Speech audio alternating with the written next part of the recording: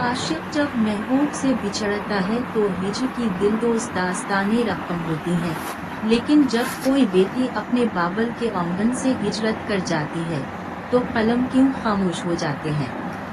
चश्मा लगाए दो बूढ़ी आंखों ने सियाह जल्द वाली उस डायरी को बंद कर दिया था और कुछ सोचते हुए अलमारी में रखी किताबों को तरतीब देने लगे। अस्मत अली ने एक तवील ठंडी सांस ली और किताबों से गर्द साफ करने लगे। उनके चश्मे पर धूल जम चुकी थी जिससे इन्हें धुंधला दिखाई देने लगा।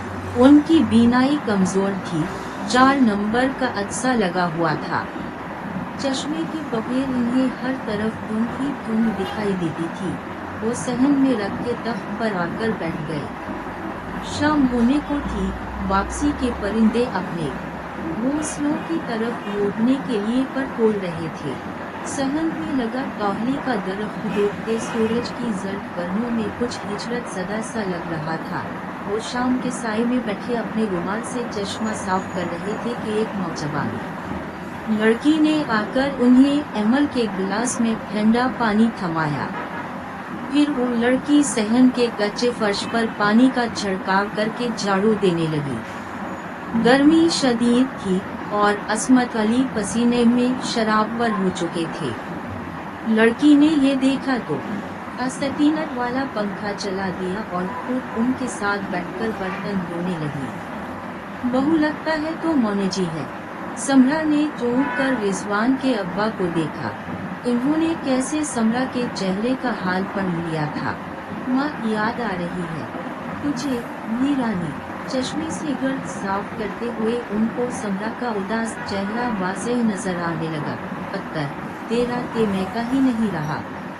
समरा की आंखें नम हो गईं। रिजवान मीते नहीं आया, पनगर हुई हो गई है। इस बात पर अपने जज्बात छुपाने के लिए समरा ने अपना सर मजीद झुका लिया। जब उसने बर्तन धो लिए तो बाबा उसे अपने साथ इस छोटे से कच्चे कमरे में ले गए जहां फर्श पर मिट्टी का नफासत से लेप दिया गया था। कमरे के एक कोने में बाबा का बिस्तर था, साथ में समरा की मरहूमा सास की जहीज वाली पीठी और इसके ऊपर एक तरनक रखा था। बाकी दोनों दीवारों के साथ देवारगीर लकड़ी की अलमारियां थीं जो मुकम्मल तौर पर किताबों से भरी हुई थीं। किताबों वाली अलमारी के साथ एक मेज और कुर्सी रखी थी और सामने खिड़की थी जिसके पट खुले हुए थे। बाबा खुद कुर्सी पर बैठ गए और वो खिड़की से बाहर देखने लगी। ऊपर नीला आसमान बिल्कुल साफ था और नीचे सब्ज खेत लहरा रहे थे। फितरत में कितनी सादगी और पाकीज़गी है, समरा ये सोचते हुए खो गई। बात सुन वीरानी।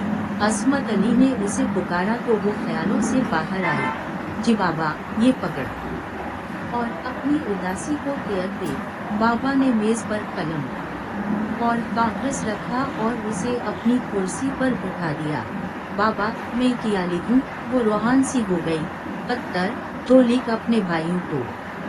मुझे मकान नहीं मेका चाहिए। बाबा उसे इस काम पर लगाकर खुद बाहर चले गए। समरा ने कोरे कागज पर लिखना शुरू किया। बाबल के आंगन से हिजरत करके एक बेटी ये खत लिख रही है जिसे मकान नहीं मेका चाहिए।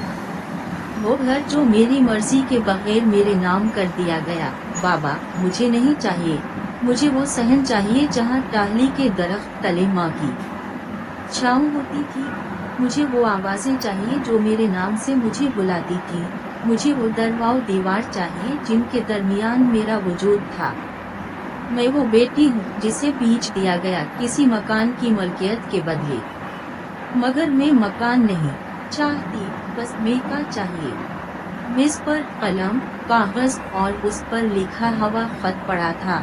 कौन जानता था कि वो खत उसके भाइयों तक पहुंच पाएगा या नहीं, जिन्होंने हिजरत पर मजबूर किया हो। उनका पीछा नहीं किया जाता।